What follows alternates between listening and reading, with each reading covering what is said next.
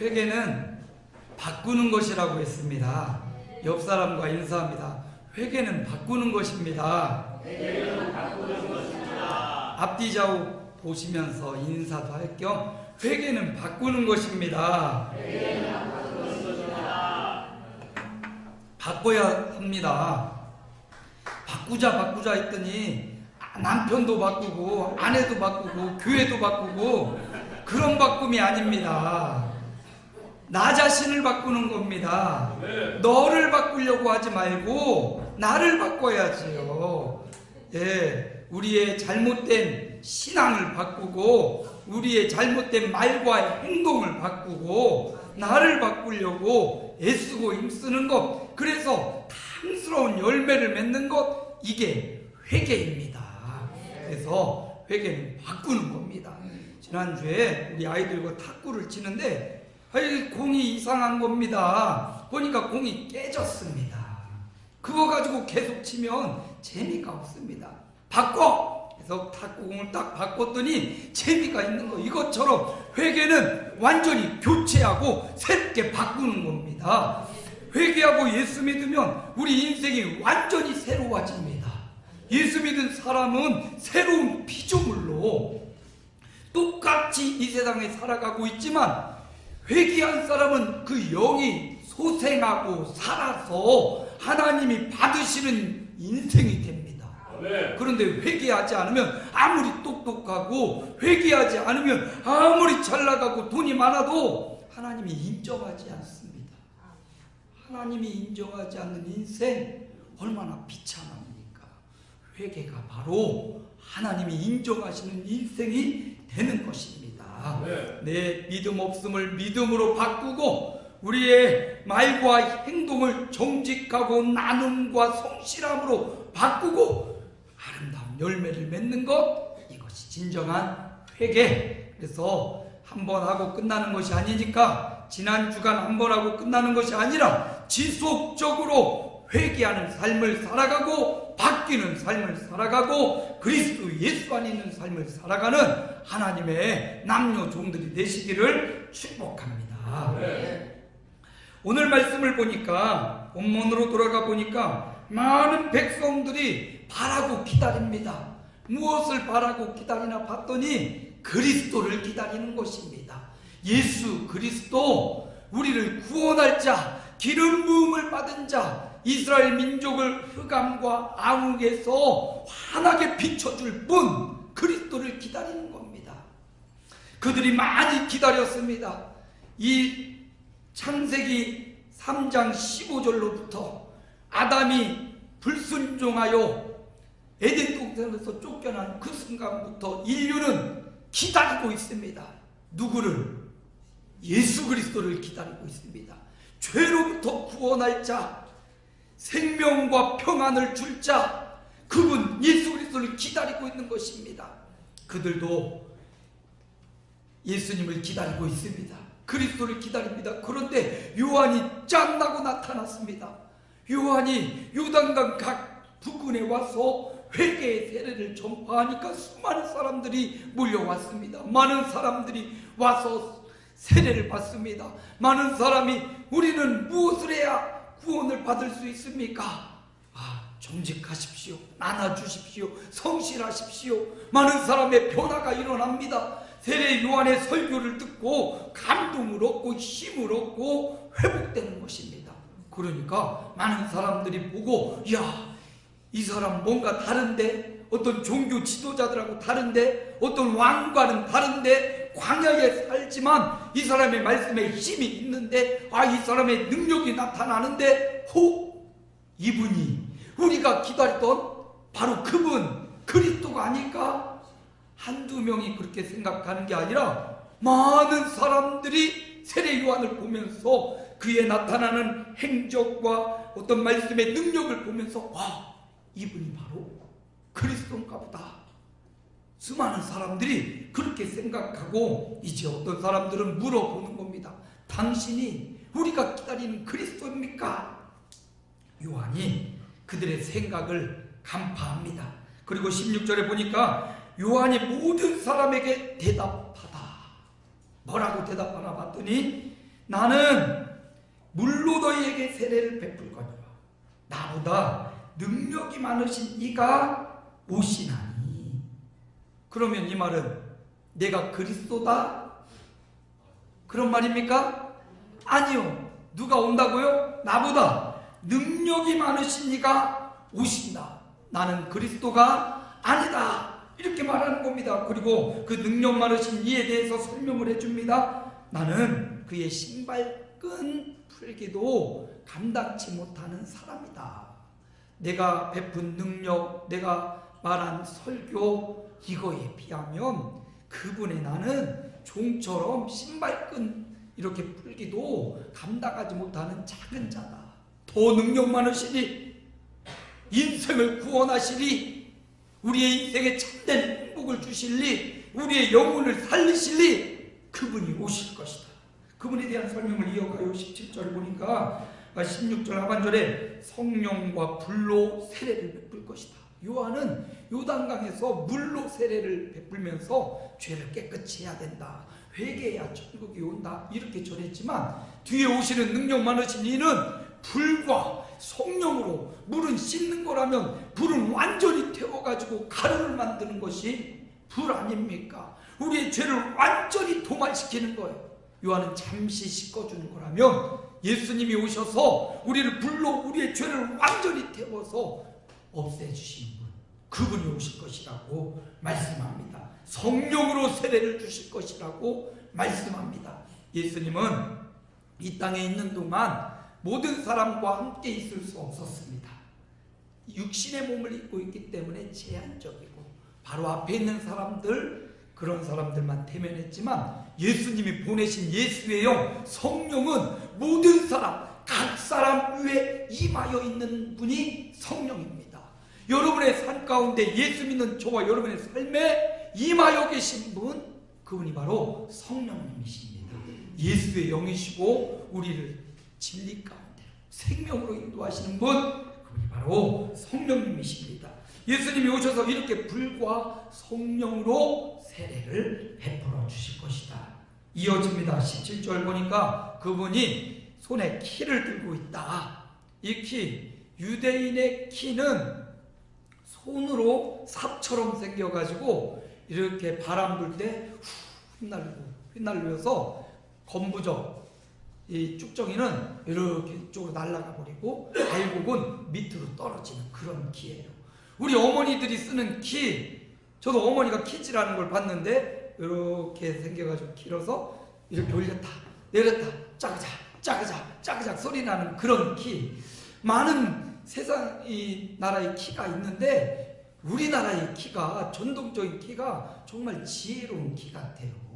외국의 키는 바람이 없으면 이게 잘 안 돼요. 그래서 바람 불 때 이렇게 해야 되고 삽질하듯이 이렇게 해야 되는데 우리나라 키는 바람이 없어도요, 어머니 보면 바람을 일으켜서 쭉정이는 밖으로 가고 알맹이는 안으로 들어오게 얼마나 과학적이고 지혜로운지 이렇게 쫙쫙 하는 그 키, 바로 그 키를 우리 주님이 오실 리가 갖고 계실 것이다. 그래서 타작마당을 깨끗게 할 것이다. 알곡을 모으고 쭉정이를 구별해서, 쭉정이는 17절 하반절에 보니까 꺼지지 않는 불에 태우시리라. 알곡은 곳간 안에 들이시리라. 주님이 오셔서 하실 일입니다. 그리스도가 오셔서 알곡과 쭉정이를 분리하는 일을 하시는 겁니다. 그리고 그분이 그런 일을 하시고요, 요한은 계속해서 18절에 여러 가지로 권해서 백성들에게 좋은 소식을 전하고, 또 분봉한 헤롯의 동생의 아내를 자신의 빼앗아 가지고 아내로 삼은 이 헤롯을 강하게 비판하다가 책망하다가 옥에 갇히고 이제 세례요한의 메시지가 끝이 납니다. 저는 오늘 말씀을 통해서 무엇을 우리 성도들과 함께 나눌까, 어떤 제목을 잡을까? 제목이 나와 있죠. 한번 읽어봅니다. 예수님 손에 키가 있다. 다시 한번 읽어봅니다. 예수님 손에 키가 있다. 예수님 손에 키를 들고 있다는 거예요. 이 팔레스타인의 키는 삽질하는 키예요. 이렇게 삽질해가지고 위에 올렸다 내렸다 해서 알곡과 쭉정이를 가르는 것, 바로 그것이 키입니다. 주님 손에 키가 있습니다. 심판의 주인으로 오시는 분이 바로 주님이십니다. 사람마다 살아온 인생을 뒤돌아보면서 난 정말 알차게 살았어, 난 정말 후회 없는 삶을 살았어, 난 참 아주 의미 있는 인생을 살았어, 나는 참 알곡처럼 살았어, 이렇게 생각하는 사람도 있고, 어떤 사람은 살아온 인생을 돌아보면서 참 험난한 인생을 살았네. 야곱이 바로 앞에서 고백했듯이 나 참 험한 인생을 살아왔네, 나 참 우여곡절 많은 인생을 살아왔네, 참 내 이야기를 이렇게 쓰면 바닷물이 모질랄 정도로 참 이야기가 많은 인생을 살아왔네, 그렇게 말할 수 있는 사람도 있을 것입니다. 근데 우리 주님이 그렇게 말씀하셔요. 주님이 키를 잡고 있다. 내가 내 인생을 어떻게 평가하는 것, 그것이 문제가 아니라 주님이 우리의 인생을 무엇이라 평가하는지, 그것이 더 중요하다라는 말입니다.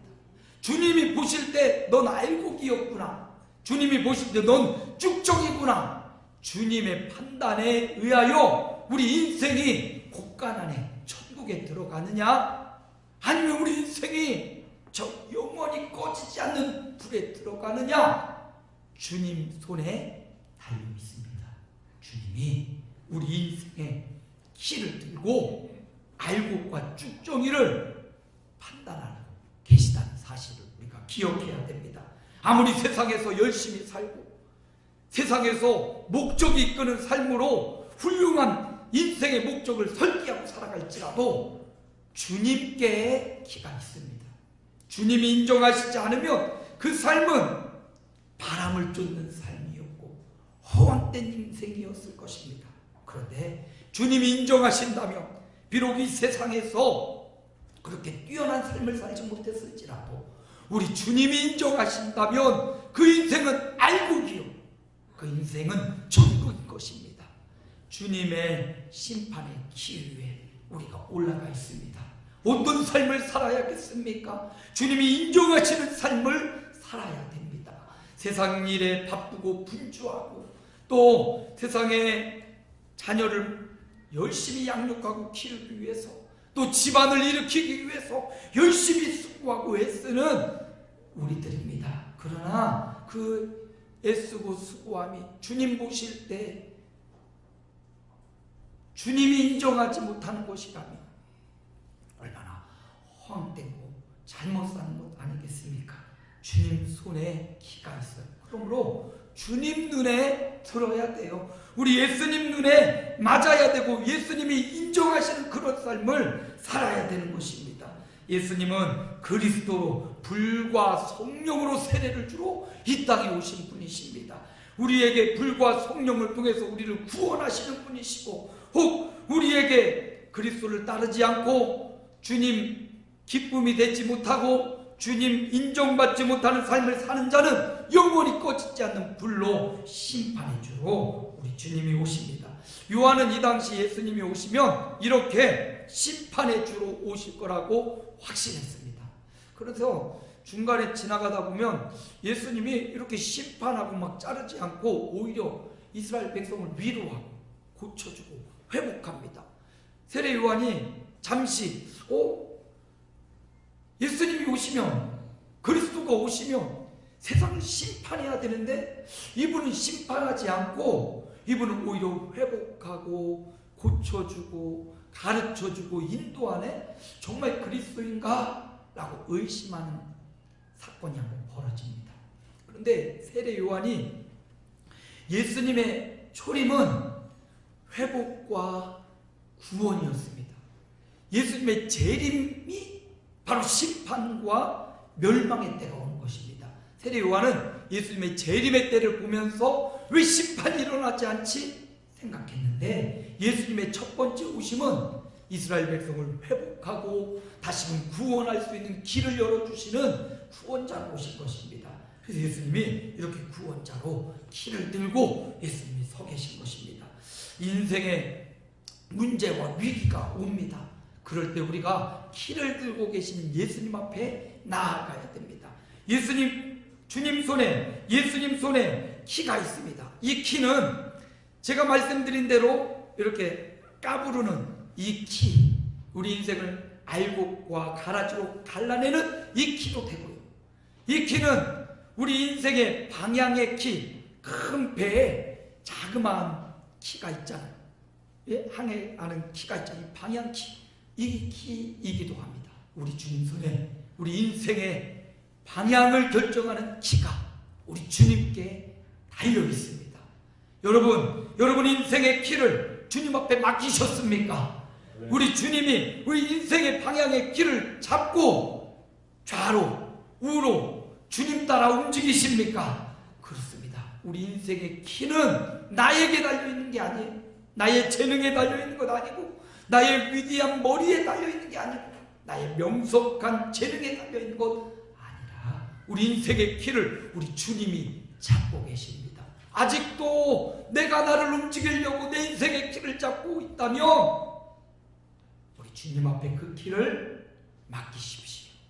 친히 하나님이신 그분이 친히 이 땅에 오셔서 우리 인생이 되셔서 우리 인생의 아픔과 고난을 누구보다도 잘 아시기에 어떻게 해야 잘 사는 길인지 주님이 길이십니다.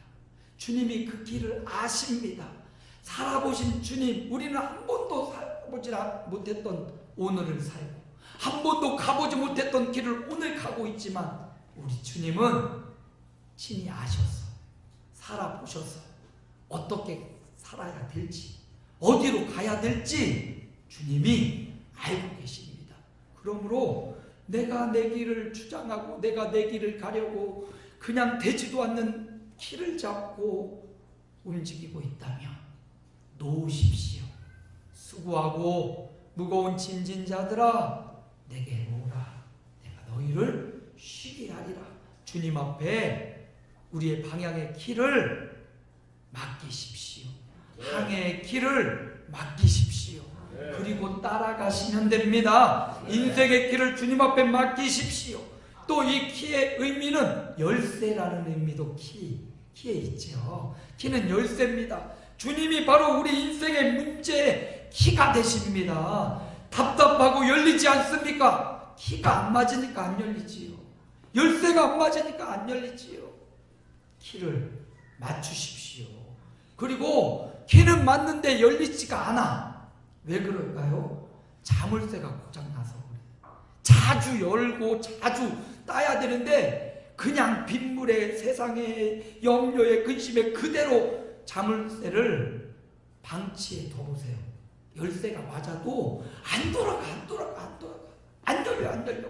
자꾸 말씀 앞에 내가 열리고 주님을 만날 때 내 심령이 열리고 마음이 열리고 인생이 열려지고 그 해답을 찾고 그 해답 앞에 이끌려 가야 되는데 자물통이 고장났어요.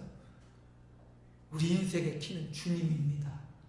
정확한 키가 와서 우리에게 딱 마주쳤는데 문제가 해결되지 않고 열리지 않는다. 주님이 문제가 아니라 열쇠인 주님이 문제가 아니라 누가 문제입니까? 내가 문제예요. 내가 문제예요. 내가 하나님의 말씀이 왔는데도 내가 그 말씀을 받아들이고 그 말씀 앞에 자꾸 열리고 계속 열려서 이렇게 쫙 숙달되어 있어야 되는데 빗물에 세상의 염려와 근심에 내가 굳어지고 딱딱해져서 아무리 열쇠가 돌아가도 열리지가 않는 거예요. 이럴 때는 충격을 줘야 돼요. 그냥 꽝 때리든지 하나님의 말씀이 딱 와서 한번 경험을 하든지 그러면 정신을 차리고 열쇠 자물쇠 한번 팍팍 망치로 한번 두드려 보세요. 그러면 열쇠 돌리면 이렇게 툭 제자리로 돌아오더라고요. 그리고 다시금 열심히 열고 닫고 기름칠하고 그러면 성령의 기름칠하면 착각 열리는 거예요. 여러분 우리 주님 손에 키가 있습니다. 심판 알곡과 쭉정이를 구별하는 키가 있고요. 우리 주님에게 우리 인생의 방향의 키가 우리 주님에게 있습니다. 우리 주님에게 모든 문제 해결의 열쇠 주님께 키가 있는 것입니다. 자, 그렇다면 우리 주님께 키가 있음을 믿으십니까? 그렇다면 믿고 주님께 나아가시기 바랍니다. 주님에게 키가 있음을 믿는다면 우리 인생의 방향의 키, 우리 인생의 모든 문제 해결의 키가 주님께 있다고 믿는다면 믿고 나아가십시오. 여러분, 키질할 때 보셨죠? 제가 말씀드렸잖아요. 키질할수록 알곡은 어디로? 안으로. 쭉정이는 어디로? 밖으로. 여러분, 인생의 문제를 만났을 때 알곡은 주님께로 가까이 더 가까이 나아가는 겁니다. 그런데 인생의 문제를 만나고 바람을 만나니까 쭉정이는 밖으로 결국 영원히 꺼지지 않는 불로 들어가고 마는 것입니다. 내가 알곡인가? 아니면 내가 쭉정인가? 누가 알아요? 주님과 나는 알아요. 우리 인생의 바람이 불 때, 인생의 기질이 올 때 여러분, 더 주님께로, 문제 해결자 되시는 주님께로, 인생의 방향의 길을 찾고 계신 주님께로, 알곡은 주께로 더 붙는 거예요. 더 주님께로 나아가고 더 주님 앞에 꿇고 엎드리는 겁니다. 쭉정이는요, 이런 시험이 오고 매스컴을 타고 어려운 일을 당하면 아이고, 예수 믿어 뭐하나? 아이고, 교회 다녀 뭐하나? 뭐하긴 뭐예요. 영생을 얻고 하늘의 상을 받지요. 쭉정이는 자꾸 그렇게 생각해요. 모든 사람이 위기를 맞고 모든 사람이 어려움을 겪고 모든 사람이 문제를 당면하게 됩니다. 그런데 알곡은 문제와 아픔과 고난 혹은 기쁨과 환희 가운데 더 주님 앞으로 안으로 깊숙이 들어가는 겁니다. 오늘 저와 여러분 알곡 성도 되어 믿고 주님 앞으로 하루하루 날마다 주님께로 나아가는 알곡 성도가 되시기를 바랍니다. 알곡은 키를 들고 계신 주님 앞에 한 걸음 더 나아가요. 두 번째, 알곡은 어떻게 합니까? 주님을 높이는 자가 되는 것입니다. 세례 요한을 보세요. 얼마나 인기가 많았습니까? 그의 설교 앞에 많은 사람이 아멘하고 많은 사람이 요단강에 첨벙 빠져서 나를 세례해 주십시오. 내게도 세례를 주십시오. 이 사람의 말 한마디에 많은 사람이 막 좌우되고 움직이는 걸 보면 얼마나 자신이 힘있고 능력 있는지. 정치에 한번 휘말린 사람은 이 자신의 입김에 사람이 움직이는 거 보고 자신의 입김에 막 도로가 변하고 구역이 변하고 지역이 변하는 걸 볼 때 이런 재미에 빠지면 초가상간 다 팔아먹고 정치한다는 말이에요. 그리고 이 요한도 얼마나 인기가 있고 말에 힘이 있고 처음에는 자기가 요단강 각 부근을 다녔는데 이제는 안 다녀도 수많은 사람이 광야에 있는데도 막 찾아오니까 얼마나 자신이 어깨가 쫙 올라가 힘이 다 실리지 않겠어요. 그런데 요한이 말하기를 많은 사람이 한두 사람도 아니고 대부분의 사람이 당신이 그리스도 아닙니까? 당신이 우리를 구원할 자 아닙니까? 이렇게 말하는데 그 유혹 앞에 아니요, 나는 그리스도가 아니요. 그러면서 나는 내 뒤에 오시는 이 신발끈을 묶기도 감당치 못하는 사람입니다. 여러분, 유대 사회에 신발이 오늘날처럼 이렇게 좋은 신발이 있는 게 아니죠. 그냥 가죽 혹은 나막신 그건데 그게 자꾸 벗겨지니까 벗겨지지 말라고 가죽끈으로 이 신발을 발 위에 탁 꽁꽁 묶었어요. 그래서 이게 풀리지 않도록 그걸 했는데, 이거 이제 손님이 오거나 그러면 그걸 풀러서 그 발을 씻어주는 일은 종 중에서도 가장 낮은 종에도 계급이 있어요. 종에도 그 시키는 종이 있고 맨 마지막에 따라서 하는 종이 있더라고요. 근데 그 가장 말단 종이 그 일을 하는 거예요. 그런데 그것마저도 감당치 못하는 그런 자라고 자신을 천천히 낮추는 거예요.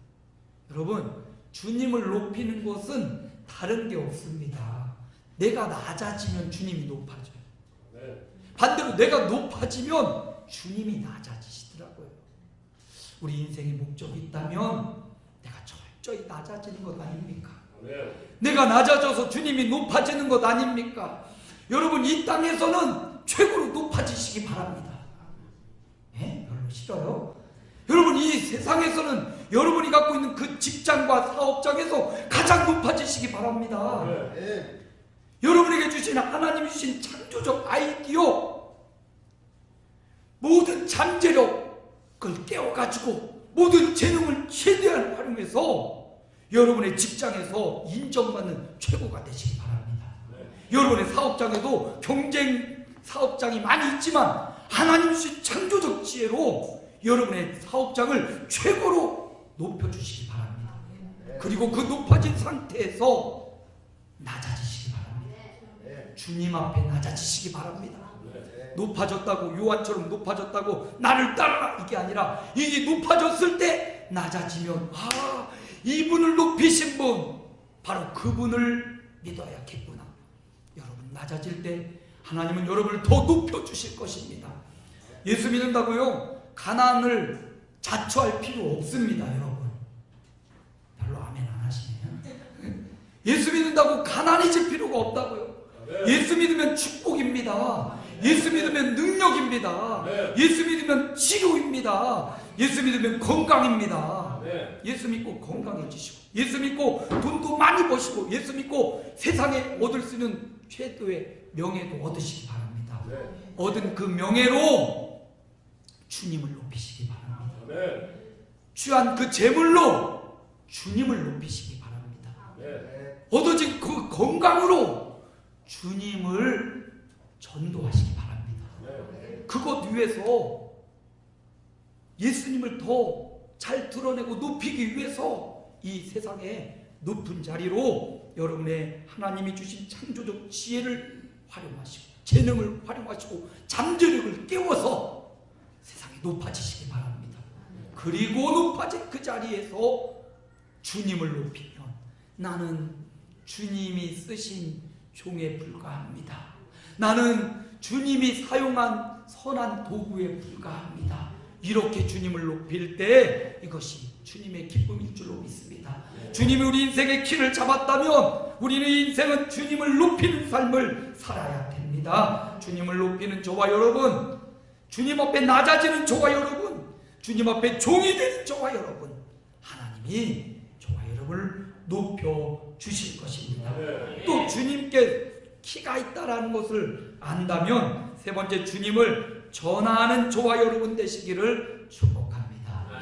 주님께 키가 있기 때문에 주님께로 나아가고, 주님이 키를 잡고 있기 때문에 주님을 높이고, 주님이 우리 인생의 키를 잡고 계시기 때문에 그 주님을 전하는 삶을 살아야 됩니다.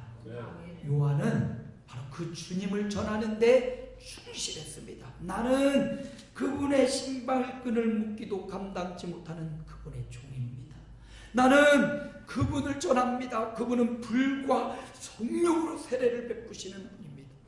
그분이 손에 키를 들고 계십니다. 이렇게 요한은 예수님에 대한 소식을 바르게 전하였습니다. 그 바르게 전한 내용이 오늘 말씀해 보니까 18절에 권하여 백성에게 좋은 소식을 전하였다. 좋은 소식이 뭘까요? 정말 좋은 소식, 복음이지요. 복음이 좋은 소식이에요. 아들이 합격했을 때 우리 황은영 집사님이 이렇게 좋아하고, 이것도 정말 좋은 소식이고요. 우리 유찬이가 또 합격했을 때 장모님이 그냥 힘 안 주는 것 같은데 힘이 들어갔어. 합격했어요 목사님? 힘이 들어갔어. 얼마나 행복해요. 자식이 잘 되는 것처럼 부모가 행복한 일이 어디 있겠습니까? 여러분, 이 우리에게 하나님이 이런 기쁨의 마음을 주신 것은 너희가 기뻐하는 그 기쁨의 소식보다 우리 주님이 주시는 소식이 더 기쁘고 행복하다라는 것을 맛보기로 알려주신 거예요. 우리 인생의 기쁨은, 천국의 기쁨을 네가 그렇게 기뻐하고 좋아할 수 있는 것보다 더 행복한 기쁨이 있단다. 그것이 하나님 나라란다. 이걸 알려주려고 우리 기쁨을 열어주시는 겁니다. 여러분, 우리 요한이, 세례 요한이 이렇게 예수님을 잘 전해준 좋은 소식. 여기 좋은 소식이라는 말은 원어를 살펴보면 유앙겔리조라는 말인데, 전쟁이 일어났어요. 왕은 여기서 나라를 다스리면서 여기서 전쟁에 사람들, 용감한 장수, 자기 사람을 파송을 했어요. 보냈어요. 그런데 이 전쟁이 너무나 치열해서 누가 이길지 정말 궁금한 거예요. 어떻게 됐는지. 우리가 지면 이제 우리나라에 정말 영향을 미쳐서 우리나라가 망하게 될 그런 형편에 있어 왕이 조마조마하면서 기다리고 있어요. 이 소식을 안고 이 사람이, 전령이 배를 타고 말을 타고 달려와서 왕에게 알려주는 거예요. 뭐라고 알려줄까요? 그렇죠. 승리를 알려줘야 기쁘게 해주고, 왕이요, 우리가 이겼습니다. 정말 잘했구나. 바로 이 전하는 사람, 이 기쁨의 소식을 전하는 사람, 이 사람이 바로 유앙겔리조예요. 기쁨의 소식을 전하는 사람, 세상에 가장 좋은 기쁨의 소식을 전하는 사람. 여러분, 누가 이 기쁨의 소식을 받았습니까? 저와 여러분이 이 기쁨의 소식을 먼저 받았습니다. 예수 믿고 영원한 천국, 예수 믿고 알곡되어 영원한 천국에 들어갈 이 기쁨의 소식을 먼저 저와 여러분이 받은 거예요. 이제 우리가 전령이 되어서 이 기쁨의 소식을 가지고 헐떡헐떡하면서 가서 아직 이 소식을 알지 못하는 사람에게 이 소식을 전해야 될 사명이 우리에게 달려있는 거예요. 마라톤의 주인공 42.195km를 이 소식을 전하려고 쉽지 않고 달려갔다는 거 아니에요. 여러분, 저와 여러분에게 이 기쁨의 소식, 천국의 소식, 알곡되었다는 소식을 저와 여러분이 받았습니다. 이제 어떻게 해야 되겠어요? 가서 이 소식을 헐떡헐떡 거리면서 가서 우리가 이겼습니다. 예수 믿으면 승리합니다. 예수 믿으면 인생의 방향이 잡힙니다. 아멘 좀 해주세요. 아멘. 예수 믿으면 우리 인생의 모든 문제가 해결됩니다. 아멘. 이 기쁨의 소식을 전해야지요. 주중에 저는 굉장히 슬프고 아주 비참했습니다. 왜냐하면 우리 누님의 시어머니가 돌아가셨어요. 오래 사시고 그래도 호삼이라고 돌아가셨어요. 매형의 어머니죠. 그래서 목사가 되어서 우리 가족들 대표해서 광주, 전라도 광주 멀대요. 친구 만나러 갈 때는 굉장히 가까웠는데 문상하러 가니까 왜 이렇게 먼 거예요, 광주가. 가서 목사가 갔으니까 저는 그래도 예배 드리고 싶고 막 말씀을 전하고 싶은데 그럴 자리가 아니더만. 예? 우리 사돈댁에 사람들이 예수 믿는 사람이 없는 거예요. 그래서 제사를 지내는데 유교적 방식으로 제사를 드리고 있는 거예요. 가서 잠깐 조문하고 기도하고 잠깐 나와서 누님이랑 잠깐 얘기하려고 하는데 다 불러가더라고. 아유, 왜 불러가는 거예요? 제사 지내야 된다고 한 명도 빠짐없이 그 자리로 오라는 거예요. 근데 누나가 저랑 말도 못 나누고 아이고 어떡하냐 홍기라 하면서 거기로 들어가서 검은색 장례식장이니까 검은색 옷을 입고 저 검은색 옷을 입은 한 사람이 앞에 서서 제사를 지내는데 뭔 곡을 하는 거예요. 제가 잠시 구경하다 왔는데 아니 그 현장을 바라보면서 아니 우리 누님 예수 믿고 구원받아야 될 우리 누님, 우리 조카들, 여기 수많은 생명이 지금 우상 앞에, 사람의 죽음 앞에, 그 앞에 절하면서 거기서 막 곡을 하면서 울고 있는데 지옥으로 끌려가는 사람들의 모습같이 보이는 거예요. 내 사랑하는 우리 누나가, 내 사랑하는 우리 조카들이, 우리 매형이 그 죽음의 자리에서 죽음 앞에서 절하고 귀신 앞에 절하고 있는 그 현장을 보면서 목사인 제가 그동안 무엇을 했는가, 가족권을 위해서 사랑한다고 하고 그들을 위해 기도한다고 했던 내가 그동안 무엇을 했는가, 이곳에서 복음을 전해야 될 내가 이 자리에 와서 잠시 기도하고 가는 제가 얼마나 초라하고 부끄러운지 이 기쁨의 소식을 헐떡거리며 전해야 되는데 그러지 못했던 저 자신을 보면서 너무나 안타깝고 괴롭게 한 주간을 지금 보내고 있습니다. 여러분, 우리 주님 손에 심판의 키가 있고 알곡과 쭉정이를 가를 키가 우리 주님 손에 있고 우리 인생의 올바른 길을 갈 수 있는 방향의 키가 주님께 있고 우리 인생의 모든 문제 해결의 키가 우리 주님에게 있다는 것을 믿는다면 우리는 숨가쁘게 달려가서 정말 내가 사랑하는 사람, 내가 존경하는 사람, 그들에게 가서 예수 믿어야, 그리스도 예수 안에 있어야 생명을 얻고 예수 안에 있어야 이 인생의 고통의 끝이 나고 영원한 하늘집 갈 수 있다고, 이 좋은 소식을 전하는 좋은 소식의 발걸음이 돼야 되겠습니다. 여러분, 요한은 이렇게 좋은 소식도 전했고 잘못된 길을 가는 헤롯에게는 책망했다. 엘렌코라는 말인데 책망은 엄하게 꾸짖었다라는 거예요. 잘못된 길을 가고 있는 그들을 향하여 그냥 그렇게 가, 이게 아니라 왕일지라도 이게 무슨 짓거리냐고, 그렇게 해서 어떻게 사람들을 다스리겠냐고, 하나님 앞에서뿐만 아니라 사람 앞에 어떻게 그런 일을 하냐고 바른 말을 하고 결국 옥에 갇혔어요. 그곳에서 결국 요한은 나오지 못하고 순교의 잔을 마시게 됩니다. 여러분, 이렇게 예수 생명의 소식은 생명이 오갈지라도 이 기쁨의 소식을 전하고 받지 않는 자에게는 이것이 심판의 근거가 되고 받는 자에게는 이게 영생의 근거가 되는 것입니다. 여러분, 우리 예수님 손에 키가 들려 있습니다. 알곡과 쭉정이는 내가 잘 살았다고 알곡이고 못 살았다고 쭉정이 아닌 주님 보실 때 알곡이다, 쭉정이다. 왜 키질 했을 때 알곡인 줄 알고 앞에 이렇게 앞으로 나와왔어요. 근데 이거 가지고 밥을 해보면 밥 먹다 보면 아그작 씹혀요. 돌멩이가 들어있네. 가짜 알곡이 있더라고요. 돌멩이.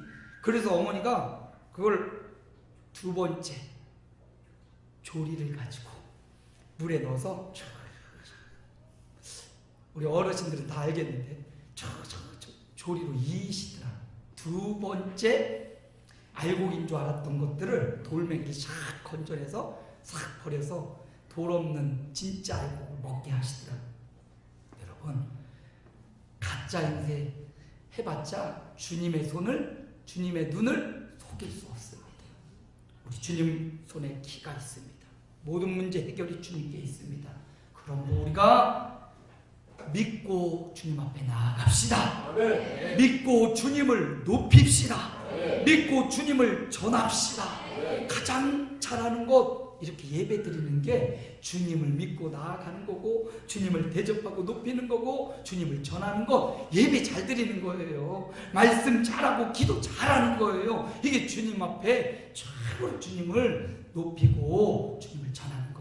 이렇게 살아가는 저와 여러분의 축복된 한 주간이 되시기를 축원합니다. 살아계신 아버지 하나님, 은혜를 감사드립니다. 주님 손에 키가 있습니다. 우리 인생의 알곡과 쭉정이를 분별하는 키가 주님 손에 달려 있습니다. 주님 손에 우리 인생의 방향의 키가 잡혀 있습니다. 주님 손에 우리 인생의 문제 해답이 주님 손에 있습니다. 그러므로 오늘도 믿고 예배하며 나왔습니다. 오늘도 겸손히 주님을 높입니다. 오늘도 우리의 입을 열어 복음의 비밀을 담대히 말합니다. 주님의 종들을 축복하여 주옵소서. 예수님 이름으로 기도드립니다. 아멘.